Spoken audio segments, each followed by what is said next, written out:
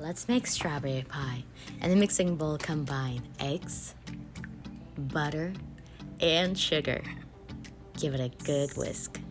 Now add flour and baking soda, mix with a spoon, splash vanilla extract, and whisk everything up. Now grease your baking dish with butter. Add the batter and sprinkle some freshly cut strawberries.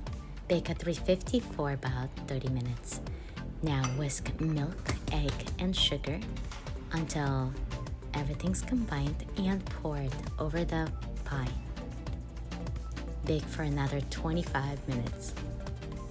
After 25 minutes, flip the pie on the other side.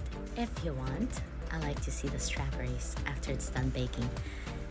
Carefully remove the pan and garnish it with strawberries.